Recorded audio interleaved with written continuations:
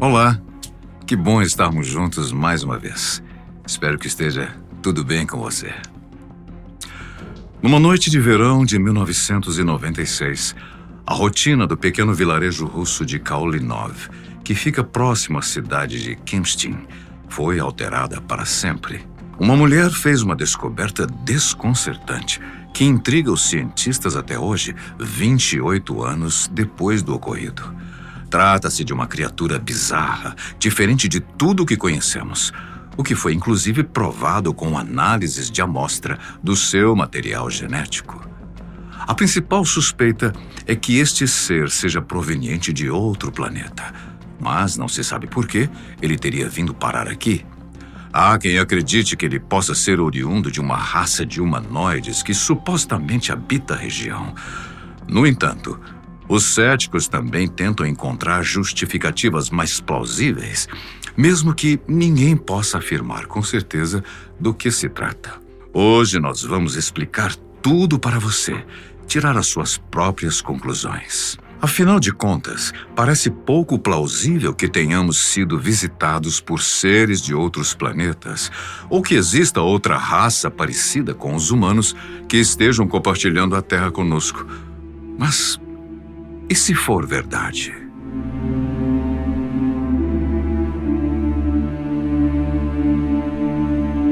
A história começa com Tamara Prosvirina, uma idosa de 74 anos que vivia sozinha no povoado. Ela tinha um filho, Alexei, mas ele era conhecido por sobreviver praticando roubos na região e naquele momento estava preso. Por isso, a principal ajuda que a mulher recebia vinha da nora, que também se chamava Tamara, pois ela já sofria com alguns sintomas de senilidade, isto é, alguns comprometimentos mentais advindos da idade ou de doenças anteriores. Mesmo assim, Prosvirina sabia se virar e gostava de manter algumas tarefas na sua rotina, como buscar água num poço localizado na floresta, nas imediações do cemitério da aldeia. Foi isso que ela decidiu fazer naquela fatídica noite de 1996. A mulher caminhou pela cidade, como costumava fazer, encontrou as mesmas pessoas, como de costume, e se afastou dos limites do pequeno município. Contudo, quando estava se aproximando do reservatório, ela ouviu um ruído estranho que se assemelhava ao choro de um bebê. Algumas versões dizem que ela chegou até a avistar uma movimentação por trás da vegetação, mas o resultado é sempre o mesmo. Prosvirina seguia pelo som até chegar à sua origem, uma pequena clareira com uma grande árvore no meio. Aos pés do tronco estava uma pequena criatura, mais ou menos do tamanho de um recém-nascido, mas era diferente de tudo que a idosa ou qualquer pessoa já teria visto. O ser não tinha cabelo. Sua pele era cinza e seus olhos mais se pareciam aos de um réptil, um felino, do que de um humano. Mesmo assim, a idosa o embalou com as roupas e pedaços de pano que trazia consigo e decidiu levá-lo para casa com a intenção de cuidar dele. Talvez sua condição mental permitiu que ela o enxergasse como um bebê comum, até porque ela o chamou de Alyoshenka, que significa Pequeno Alexei, que era o nome do seu filho. Naquela noite, Prosvirina voltou ao vilarejo segurando a criatura embalada em seus braços, o que obviamente chamou a atenção dos outros moradores. Todos passaram a se questionar se o que ela trazia consigo era real. Mas a grande maioria das pessoas estava desacreditada, atribuindo o comportamento à idade avançada da mulher. Mas logo a desconfiança deu lugar à preocupação e à curiosidade, pois a idosa mudou sua rotina por completo e era quase sempre vista cuidando desse ser. Ela não saía na rua com ele com tanta frequência, mas os vizinhos a observavam através da janela e começaram a questionar o que realmente estaria acontecendo. A primeira pessoa que conseguiu se aproximar de Prosvirina e do Alyoshenka foi a nora Tamara. Como ela era uma pessoa de confiança e estava acostumada a oferecer seus cuidados à sogra, foi mais fácil conseguir uma aproximação. Assim, Tamara indagou o que estava acontecendo e pediu permissão para ver o que estava enrolado nos mantos, cuidadosamente colocado entre travesseiros na cama da idosa. Prosvirina explicou que se tratava de um bebê que ela havia encontrado na floresta e estava sob seus cuidados. A nora então pediu para vê-lo, mas ficou absolutamente chocada quando se aproximou. De fato, apesar dos traços humanoides, não havia possibilidade alguma daquela criatura ser considerada humana. A maior parte do corpo era cinza, mas a cabeça tinha uma tonalidade marrom e um formato parecido com o de uma cebola. Ela não tinha pálpebras para proteger os olhos, que tinham pupilas verticais como as de um felino. Não tinha genitálias. Seus dedos eram excessivamente finos e longos, parecendo garras, e a sua boca mais parecia um pequeno tubo sem lábios, mas com uma língua fina e vermelha que podia ser vista de vez em quando. Obviamente, Tamara se assustou, mas decidiu não contactar as autoridades, pois não queria que Alyoshenka fosse levado da sua sogra, que estava cuidando da criatura como se realmente fosse um filho. A senhora o alimentava com leite, mel e pedaços de chocolate e caramelo que ele sugava, pois a sua boca não permitia que ele fosse mastigado. Ela passava o dia dedicada a essas tarefas, o que só atiçou ainda mais a curiosidade dos vizinhos, que não pararam de tentar vislumbrar algo pelas janelas. Pouco a pouco, Prosvirina foi permitindo que as outras pessoas se aproximassem, especialmente os vizinhos mais próximos, com quem ela tinha algum tipo de vínculo. Mas a reação das pessoas era sempre a mesma: um misto de espanto, aversão e uma profunda compaixão em tirar daquela senhora algo que parecia tão importante para ela. Os outros moradores, que enxergavam a criatura apenas de relance, tinham certeza que a idosa havia padecido por alguma doença mental e pensavam que ela estava carregando um boneco, um brinquedo que ela teria colocado no lugar do seu filho ausente. Mas todos que tiveram a chance de se aproximar afirmavam que Alyoshenka estava vivo, que se mexia, se alimentava, emitia ruídos estranhos, além de suar um líquido estranho que tinha um odor azedo, forte e muito característico. No entanto, um dia Prosvirina começou a bater de porta em porta pelo vilarejo, pedindo um remédio para o seu filho que não estava passando bem. Essa foi a gota d'água. Os moradores julgaram que não era mais seguro deixá-la sozinha, sem amparo, e contataram uma clínica psiquiátrica para que ela pudesse receber o tratamento adequado.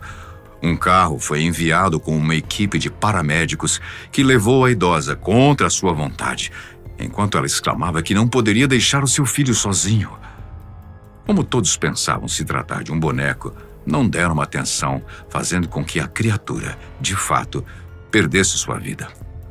O corpo só foi encontrado dias depois por alguns parentes que foram até a casa de Prosvirina. A criatura ainda estava mais estranha, como se tivesse sido mumificada, o que levantou ainda mais questionamentos. Os familiares então decidiram chamar as autoridades e o ser foi entregue a Vladimir Bendlin, o investigador responsável por aquela região. O homem também se assombrou com o caso, mesmo sendo um perito experiente. Ele optou por manter Alyoshenka em um refrigerador, junto com as mantas em que estava enrolado, para que posteriormente ele pudesse ser entregue aos cientistas responsáveis por conduzir as análises. Além disso, ele pediu que fossem feitos vídeos e fotos e que algumas amostras já fossem coletadas, tudo para facilitar as investigações. Logo, os primeiros resultados já foram conflituosos. Um patologista médico responsável por investigar os órgãos, tecidos e fluidos, acostumado a diagnosticar doenças e realizar necrópsias, disse que aquele material não era proveniente de um corpo humano. Mas houve também uma ginecologista que disse que poderia se tratar de um feto com sérias deformações e enfermidades congênitas. Mas Quanto mais o caso era investigado, mais era difícil chegar a um acordo. Aos poucos, o caso foi ganhando notoriedade, até chegar ao conhecimento da mídia, que ampliou ainda mais o conhecimento do público. Como não foi possível chegar a uma conclusão, o investigador resolveu conceder o corpo de Alyoshenka para outras pessoas, a fim de que finalmente pudesse ser encontrada alguma resposta. E aqui eu chamo a sua atenção. A história se divide em duas vertentes. Algumas fontes afirmam que Vladimir contatou os principais médicos e cientistas do país, além de alguns ufólogos, tentando alcançar todas as perspectivas para finalmente encontrar alguma solução, ou pelo menos uma pista de qual seria a origem daquele ser. Essa versão diz que as principais evidências foram entregues a um grupo de ufólogos que teriam sumido com o corpo, as amostras e os registros. Dizem que eles podem ter sido vendidos para colecionadores excêntricos ou confiscados pelas autoridades, especialmente aquelas ligadas à KGB, o Serviço Secreto Russo. Outra perspectiva diz que o material foi cedido para Boris Zolotov, um renomado cientista da época, a quem foi incumbida a difícil missão de finalmente desvendar aquele enigma. No entanto, o caso fica ainda mais bizarro nesse ponto. Isso porque Boris afirmou, inclusive em entrevistas, que o corpo teria sido roubado por um OVNI que veio resgatar a criatura enquanto eles a estavam transportando. Ele disse que o objeto voador interceptou o carro na estrada. O veículo estaria repleto de especialistas que foram testemunhas do ocorrido. Depois de conseguir o que queriam, os seres teriam partido da mesma forma misteriosa que chegaram até ali. É claro que essa versão não convenceu a todos e muitos dizem que o cientista pode ter sido obrigado a dar aquelas declarações. E mesmo assim, como na primeira versão, os vestígios teriam sido levados e acobertados pelo serviço secreto do país. Mas apesar das diferenças, uma coisa é comum às duas perspectivas. Todos os vestígios de Alyoshenka desapareceram. Bom, na verdade, quase todos. Acontece que o investigador entregou praticamente tudo o que tinha relacionado ao ser misterioso, exceto pela manta que o encobria. Como comentamos, esse cobertor foi usado para abrigar o pequeno praticamente todo o tempo em que esteve por ali, e foi inclusive colocado no refrigerador depois que ele foi encontrado sem vida. Assim, era certo que algum material genético deveria ter sido preservado ali. Então, Vladimir decidiu seguir esse rastro, o único que ele tinha restado. Com a ajuda de um jornalista, ele conseguiu enviar o tecido para Moscou para que novas análises fossem realizadas. E os resultados foram surpreendentes. Foram encontrados dois materiais diferentes. O primeiro era 99,9% compatível com o DNA de Tamara Prosvirina, a mulher que encontrou Alyoshenka. Aliás, ela foi praticamente a única pessoa envolvida no caso que não foi consultada, provavelmente pelo estigma da doença mental, que fazia com que as suas declarações não recebessem, é claro, o devido crédito. Prosvirina só conseguiu sair daquela clínica psiquiátrica 3 anos depois do incidente, e isso apenas para morrer atropelada por um caminhão, enquanto atravessava uma rua em estado de transe. Muitos acreditam que foi, na verdade, uma queima de arquivo. Voltando ao cobertor, o segundo material encontrado deveria ser o de Alyoshenka, mas isso era o mais desconcertante. O DNA da criatura era enorme, muito diferente do nosso e de qualquer entidade biológica conhecida pela humanidade. O resultado, que deveria solucionar o mistério, acabou gerando ainda mais perguntas que dificilmente seriam respondidas. A partir disso, surgiram 3 teorias principais. A primeira dizia que o Alyoshenka era claramente proveniente de uma raça de outro planeta. Não se sabe ao certo como ele foi parar ali, mas vários incidentes com OVNIs foram relatados na região depois disso. No entanto, Nunca ficou claro se eram legítimos ou provocados pela consciência coletiva que queria uma solução para o caso.